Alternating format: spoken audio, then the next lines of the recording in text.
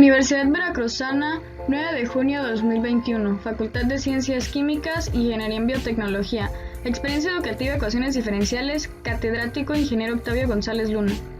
Trabajo, proyecto final de ecuaciones diferenciales, integrantes del equipo, Coral Díaz, Itlali Nelva, Durán Vázquez, Claudio, Reyes Alarcón, Carlos Alberto y Vega de Paz, Alondra Ameyali. Título del proyecto: Balanceo diferencial respecto a la cantidad de movimiento mediante la aplicación de ecuaciones diferenciales. Objetivos: aplicar los conocimientos obtenidos en la experiencia educativa de ecuaciones diferenciales, utilizar razonamientos matemáticos para la resolución de problemas, identificar la importancia de las ecuaciones diferenciales en la ingeniería, analizar posibles soluciones empleando el pensamiento crítico para resolver problemas y fortalecer el trabajo en equipo. En el marco teórico se abarcan los conceptos fundamentales. Los fenómenos de transporte son aquellos procesos en los que hay una transferencia neta o transporte de materia, energía o momento lineal en cantidades grandes o macroscópicas, según Franco García 2016.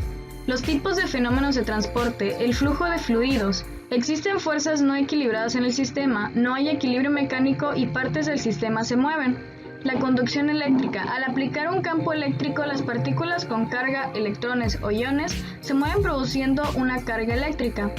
O transporte de materia, en donde existen diferencias de concentraciones de sustancias entre diferentes regiones de la disolución. Se produce un flujo de materia hasta que se igualan las concentraciones, según Fernández Germán 2016. Un fluido es una sustancia o medio continuo que se deforma continuamente en el tiempo ante la aplicación de una solicitación, acción externa o interna que afecta a un material, o tensión tangencial sin importar la magnitud de este. También se puede definir un fluido como aquella sustancia que, debido a la poca cohesión intermolecular, carece de forma propia y adopta la forma del recipiente que lo contiene, según Ordorica M. 2008.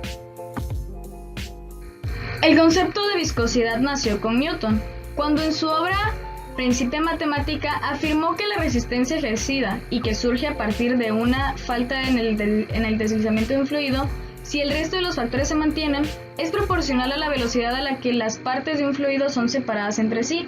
De este modo se define como la propiedad de los fluidos que caracteriza su resistencia a fluir, debida al rozamiento entre sus moléculas. Lo anterior nos lleva a la ley de Newton de la viscosidad, en donde consideramos un fluido contenido entre dos grandes láminas planas y paralelas de área A, separadas entre sí por una distancia muy pequeña y. Supongamos que el sistema está inicialmente en reposo, pero que al cabo de un tiempo t igual a 0, la lámina inferior se pone en movimiento en la dirección del eje X, con una velocidad constante v. A medida que transcurre el tiempo, el fluido gana cantidad de movimiento y finalmente se establece el perfil de velocidad en régimen estacionario que se indica en la figura, según Beard 2006. Una vez alcanzado dicho estado de estacionario de movimiento, es preciso aplicar una fuerza constante F para conservar el movimiento de la lámina inferior. Esta fuerza viene dada por la siguiente expresión, suponiendo que el flujo es laminar: F sobre A igual a mu por B sobre Y, es decir que la fuerza por unidad de área es proporcional a la disminución de la velocidad con la distancia Y. La constante de proporcionalidad mu se define como viscosidad del fluido. Es conveniente expresar esta ecuación de forma más explícita, donde tau y de x es igual a mu dB de x sobre dy. Esta es la ley de Newton de la viscosidad, y los fluidos que la cumplen se denominan fluidos newtonianos. Tau y de x puede ser interpretado como flujo o flujo por unidad de área de momentum x en la dirección positiva de y. En resumen, el momentum se dirige en la dirección desde donde hay altas velocidades hacia regiones de bajas velocidades, tal como sucede con los flujos de calor desde regiones de alta temperatura a las de baja temperatura. El gradiente de velocidad, entonces, puede ser pensado como una fuerza motriz causado por un transporte de momentum. Para ello, es importante considerar cómo se clasifican los tipos de fluidos, según Newton. Los fluidos newtonianos, en donde el fluido con viscosidad en que las tensiones tangenciales de rozamiento son directamente proporcionales al gradiente de velocidades, y los no newtonianos, donde el fluido cuya viscosidad varía con la tensión cortante que se le aplica. Como resultado, un fluido no newtoniano no tiene un valor de viscosidad definido y constante, a diferencia de un fluido newtoniano. Otro concepto importante es el de capa límite. En general, cuando un fluido fluye sobre una superficie estacionaria, por ejemplo, la placa plana, el lecho de un río o la pared de una tubería, el fluido que toca la superficie se detiene por el esfuerzo cortante en la pared. La región en la que el flujo se ajusta desde la velocidad cero en la pared hasta un máximo de corriente principal del flujo se denomina capa límite. La capa límite puede ser laminar o turbulenta, aunque también pueden coexistir en ella zonas de flujo laminar y flujo turbulento. El flujo laminar se define como aquellas partículas que se mueven en direcciones paralelas formando capas o láminas. El fluido es uniforme y regular, como se observa en la figura. El flujo turbulento son aquellas partículas que se mueven de forma desordenada en todas las direcciones. Es imposible conocer la trayectoria individual de cada partícula. El comportamiento de los flujos se puede estudiar a través de la cantidad de movimiento que hay en ellos. Esto es por distribución de la velocidad de Bx, Y, Z, θ y R. Las variables que se utilizan en las ecuaciones de cantidad de movimiento. La ecuación general del balance de cantidad de movimiento va a ser igual a la entrada menos la salida, más la generación menos el consumo igual a la acumulación. Lo anterior también se puede expresar a través de un balance, en donde van a haber dos tipos. El primero es el balance de cantidad de movimiento en estado estacionario, en donde se va a tener un flujo rectilíneo en estado estacionario, y el balance de cantidad de movimiento va a ser igual a la velocidad de entrada de cantidad de movimiento menos paréntesis velocidad de salida de cantidad de movimiento más la suma de las fuerzas que actúan sobre el sistema igual con cero. Las fuerzas que se van a tomar en cuenta son la presión, que va a actuar sobre la superficie, y la gravedad, que va a actuar sobre el volumen. Al sistema puede entrar cantidad de movimiento por transporte, de acuerdo con la expresión newtoniana o no newtoniana de densidad de flujo de cantidad de movimiento, que habíamos visto anteriormente. También se puede entrar la cantidad de movimiento debido al movimiento global del fluido. Este balance de cantidad puede aplicarse solamente cuando las líneas de corriente del sistema son líneas rectas o en el flujo rectilíneo, en estado estacionario. Transporte de cantidad de movimiento, momentum. Hidalgo 2015 menciona que el transporte de momentum molecular depende de la viscosidad del fluido, la cual surge desde una consideración de movimientos aleatorios de las moléculas del fluido respecto al flujo principal. Pero adicionalmente el momentum también puede ser transportado por el flujo medio.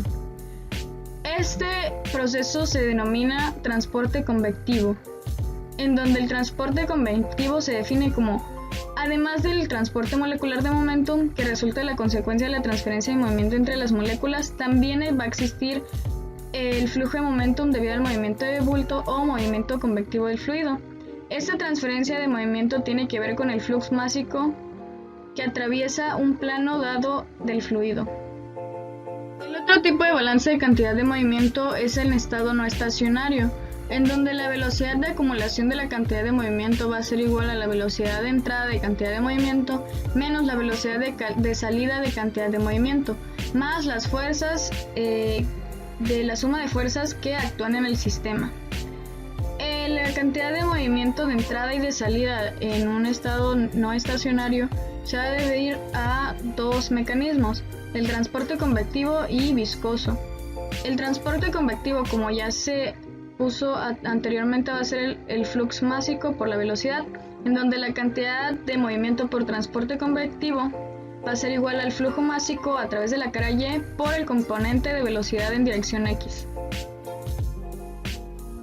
Antes de entrar a la resolución del ejercicio, enfoquémonos en el significado de las siguientes variables: densidad, viscosidad μ, velocidad U, presión P, largo L, peso W, gravedad igual a G, velocidad respecto a X, Bx, esfuerzo cortante resultante a la fricción tau.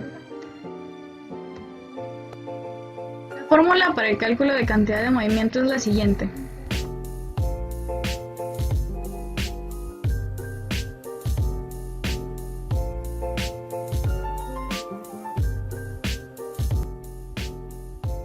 Por un tubo industrial de desagüe desciende un fluido viscoso en flujo laminar y pasa por una rendija separada por dos paredes a una distancia de 2K. Mediante un balance diferencial de cantidad de movimiento, encuentre el perfil de la velocidad del movimiento del fluido dentro de las placas. El primer paso va a ser determinar la configuración de la figura tomando en cuenta las características que menciona el enunciado. Lo ideal para ello es primero reconocer coordenadas rectangulares x, y y z y reconocer sus dimensiones.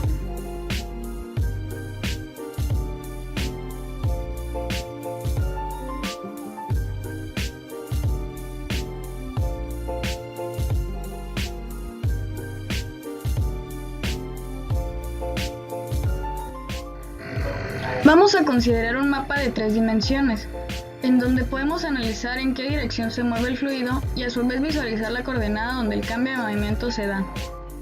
Las 3 direcciones van a ser dbx de x igual a 0, dbx de z igual a 0 y dbx de y igual con 0.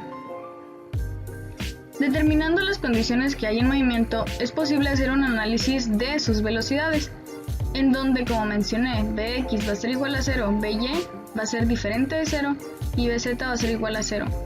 Con todo ello va a ser posible identificar las condiciones de frontera, que en este caso son las dadas por tau y de x igual a 0, y igual a 0, b de x igual a 0 y y igual a 2k sobre 2. Como sabemos, tau y de x va a ser igual a las condiciones de frontera. Ahora es importante retomar una definición del marco teórico, en donde el balance de cantidad de movimiento va a ser igual a la velocidad acumulada de cantidad de movimiento igual a la velocidad neta de entrada en cantidad de movimiento por convección más la velocidad neta de entrada de cantidad de movimiento en transporte viscoso. Esto más la suma de las fuerzas, que en este caso va a ser la fuerza de gravedad ejercida y el movimiento por la presión. La parte de velocidad acumulada de cantidad de movimiento igual a velocidad neta de entrada de cantidad de movimiento por convección se desprecia, ya que no es significativo en la figura. Se van a considerar entonces las que son sí significativas, ya que cumplen con las condiciones ideales, en donde vamos a tener la velocidad neta de entrada de cantidad de movimiento más la fuerza de gravedad más el movimiento por la presión. Es importante considerar que el líquido va en caída de y respecto a x. Ahora bien, despejando la ecuación, nos va a quedar que 0 va a ser igual a L por W por tau y de x, valor absoluto y menos tau y de x, se cierra valor absoluto, y más delta y, se cierra paréntesis, más LW delta CG más P0 más P, y se cierra paréntesis. Como resultado de la depreciación, la fórmula se reduce y se despeja algebraicamente para dejarlo en una función de tau.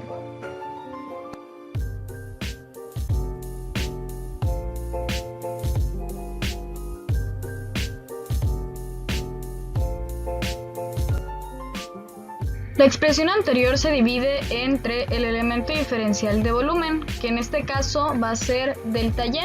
Puede ser delta x, delta y o delta z, pero en este caso es delta y.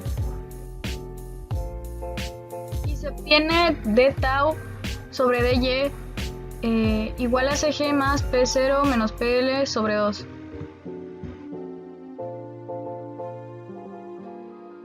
El paso siguiente es agrupar la expresión anterior, en donde vamos a tener a cg más p. Esta expresión se puede agrupar a partir de una propiedad que se denomina presión modificada, la cual va a ser igual a P más C por G. Agrupando nos queda igual a dt sobre dy igual a P0 menos PL sobre L.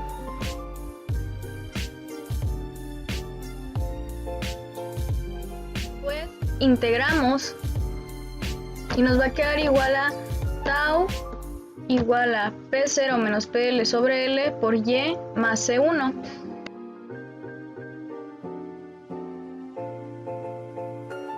Vamos a sustituir las condiciones de frontera. Y esto nos va a quedar igual a C igual a 1.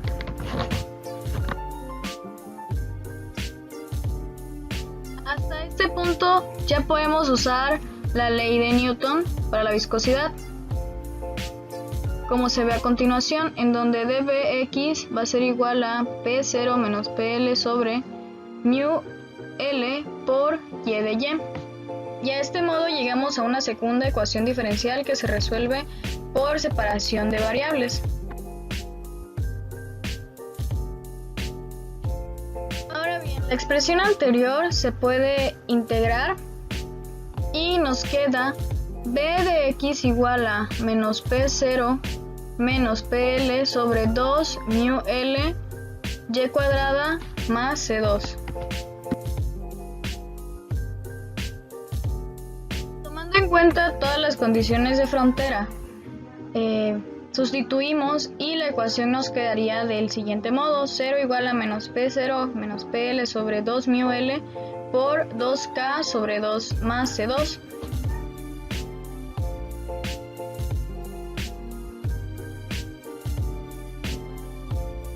Ahora tenemos C1 igual a 0 y C2 igual a P0 menos PL sobre 2 mu L por K2.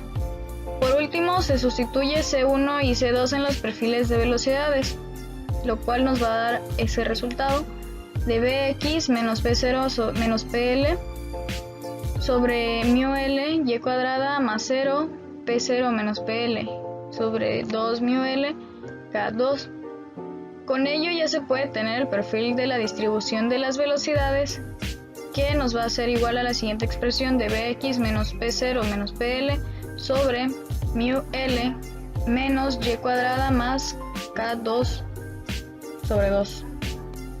Finalmente podemos concluir que mediante la realización de este trabajo se logró aplicar los conocimientos adquiridos a lo largo de este periodo escolar, así como reforzarlos.